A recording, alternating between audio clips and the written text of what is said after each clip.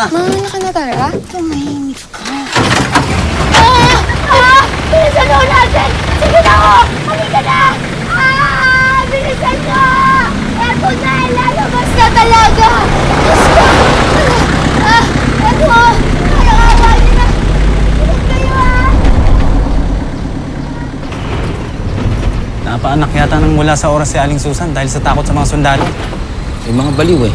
Pag-isipan ba naman nilang may nagtatagong rebelde rito? Aling Marilu, perwisyo talaga itong mga sundalo, no?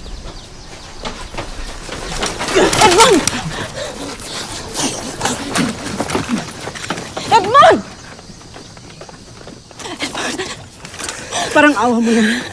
Umuwi ka na sa atin. Huwag mo sayangin ang buhay mo. Chang, kailangan ko hanapin ang mga kasama ko. At isa pa, hindi niyo ba nakikita? Wala na akong lugar dito. Papahamak ko lang kayo kapag umuwi ako. Itatago kita hanggang sa gumaling ka. Tapos luluwas ka ng Maynila. Mag-aaral ka muli. Napag-ipunin ko na ang pamatrikula mo. Patawarin niyo ako, Chang. Hindi ko na matutupad ang mga pangarap niyo para sa akin.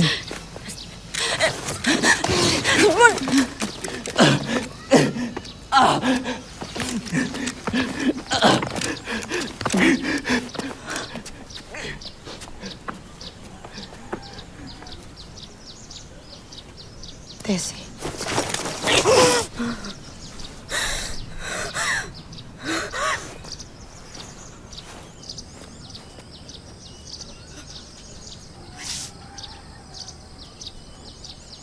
Ninya, halika nga dito.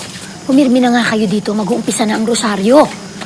Hindi porke bata kayo, lagi kayo maglalaro. Lagyan mo na nga ng belo yung mga kapatid mo. Gulo-gulo.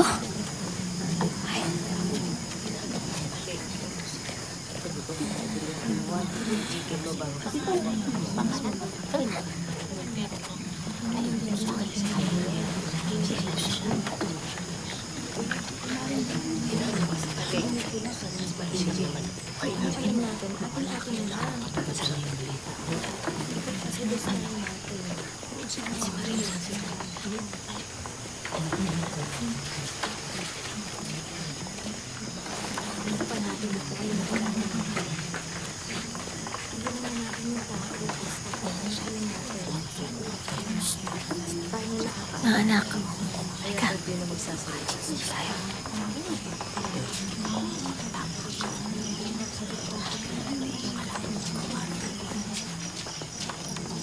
Dito, dali.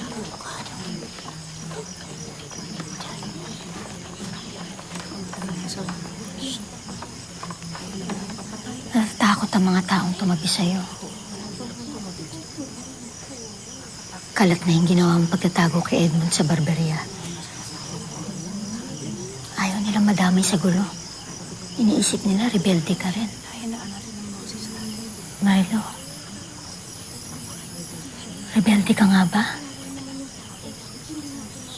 Ginagawa ko lang ang alam kong tama. Mali ba yun? Hindi. Pero hindi lahat ng tao handang harapin ko anong tama. Nakausap mo ba si Tessie? Nagkukulong sa bahay niya eh. Ayoko munang gambalain. Siguro gusto niya muna mapag-isa.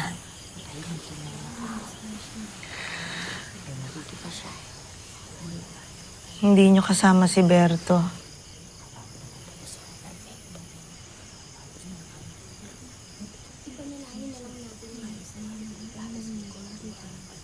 Hindi makalakad.